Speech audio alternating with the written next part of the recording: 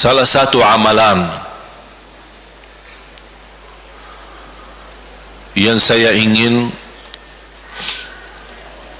selain apa yang saya sampaikan,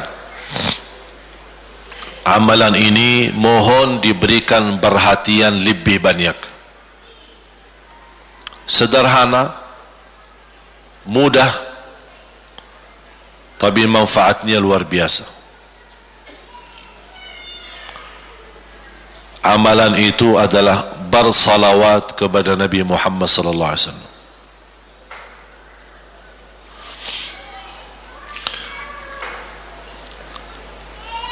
Kali ini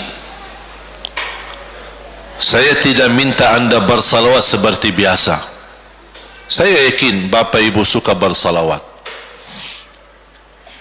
Tapi kali ini saya ingin anda membawa salawat kepada Rasul dengan penuh rasa cinta. Demi Allah jamaah sekalian, tidak ada di antara kita yang bisa dan mampu membalas kebaikan Nabi Muhammad untuk kita semua. Salawat kepada Nabi Muhammad, satu kali salawat kita dapat 10 kali rahmat. Ini baru satu kali, dapat 10 kali rahmat. Nabi Muhammad menjadi Nabi kebanggaan kita, rahmatan lil alamin, termulia akhlaknya. Yang paling mulia akhlaknya terhadap istrinya, itulah Nabi Muhammad sallallahu alaihi wasallam. Setiap malam saya suka minta maaf sama istri saya. Saya sampaikan, mohon maaf, saya belum mampu menjadi semulia akhlak Nabi Muhammad sallallahu alaihi wasallam. Yang termulia akhlaknya terhadap istrinya Nabi Muhammad. Makanya kata Rasulullah di hadis yang sahih,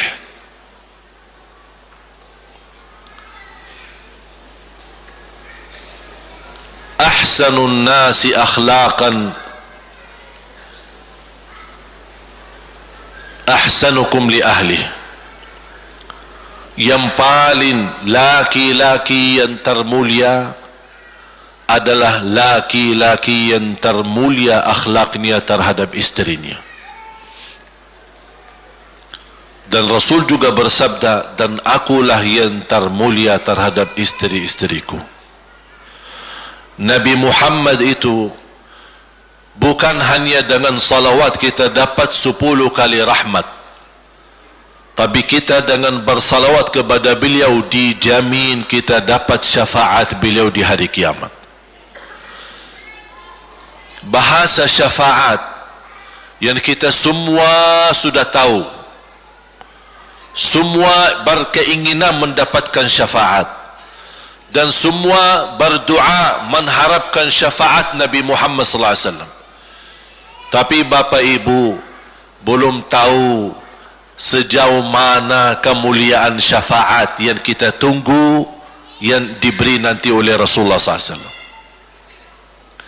Syafaat Nabi Muhammad sallallahu alaihi wasallam adalah langkah yang kita harapkan, bukan hanya umat Islam, bahkan seluruh umat, Yahudi, Nasrani, Buddha, Hindu, seluruh manusia di hari kiamat mengharapkan syafaatnya yang disebut dalam hadis asy-syafa'atul kubra, syafaat yang paling agung yang Allah izinkan Nabi Muhammad untuk diberi kepada seluruh manusia, yang Islam maupun yang tidak Islam.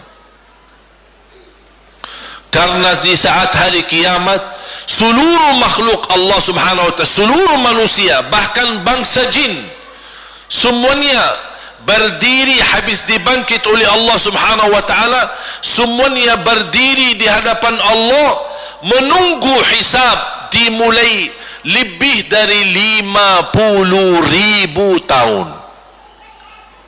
Bisa enggak terbayang berdiri berapa lama? 50.000 tahun. Dan semuanya keadaan laki dan perempuan sebagaimana baru dilahirkan. Bisa enggak Bapak Ibu terbayang? Sekarang mohon maaf, ibu-ibu yang begitu berjilbab, pakaiannya yang rapi dan sopan, Masya Allah, tertib, bersih, make up, cerah mukanya, bisa menarik perhatian. Betul enggak? Bagaimana di hari kiamat? Semuanya di satu tempat, disamakan, laki sama perempuan campur, dan semuanya dalam keadaan sebagaimana baru dilahirkan, tidak berpakaian apa-apa. Ketika Rasul menceritakan kepada Siti Aisyah pun kaget. Ya Rasulullah, laki dan perempuan sama-sama. Kefikiran Siti Aisyah kemana? Malu dilihat oleh orang. Apa kata Rasulullah SAW? Wahai Aisyah, di saat itu kesibukan manusia pandang kepada Allah Subhanahu wa ta'ala, menunggu hisab lebih daripada kefikiran yang lain. Bisa enggak terbayang? Saya yakin tidak bisa terbayang. Mohon maaf, apapun kesibukannya, biarpun dahsyat yang menarik perhatian, tetap ada kesempatan masih cuci mata. Betul enggak?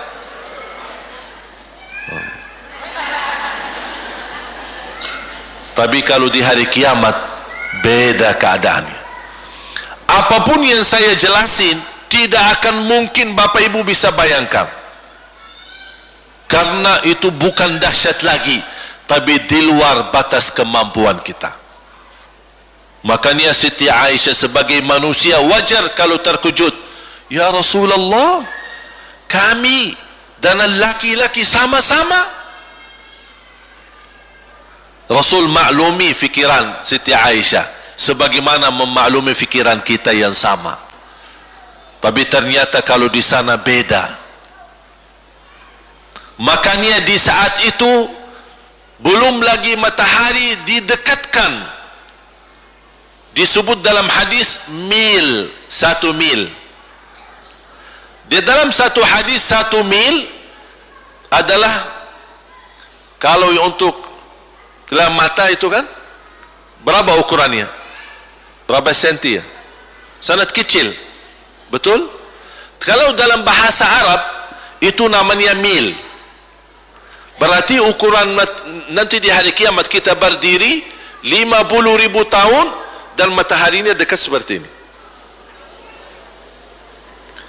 Di riwayat mil bukan yang itu maksud, tapi adalah ukuran perjalanan 1 mil.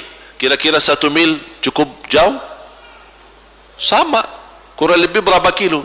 1,5 kilo? Ya, kurang lebih 1,5 kilo. Sekarang jutaan kilometer kita merasa panas. Sudah ada AC, sudah ada kipas, sudah ada ujang, sudah ada ini, tapi merasa begitu panasnya. Itu jutaan kilometer. Bagaimana kalau 1,5 kilo? Makanya Rasul menggambarkan nanti di hari kiamat, yang biasa di dunia kalau kita keringat dari atas ke, kalau di hari kiamat terbalik, keringat kita dari bawah ke atas. Ini tergantung dosa kita. Kata Rasulullah, ada yang keringatnya sampai ke mata kaki, ada yang sampai ke lutut, ada yang sampai ke paha, ada yang sampai ke perutnya, ada yang sampai ke dadahnya, ada yang sampai ke lehernya, bahkan ada yang sampai merasa sudah sesak nafas, ingin melamatkan diri supaya tidak tenggelam di dalam keringatnya sendiri. Dalam keadaan itu 50.000 tahun. Di situ manusia sudah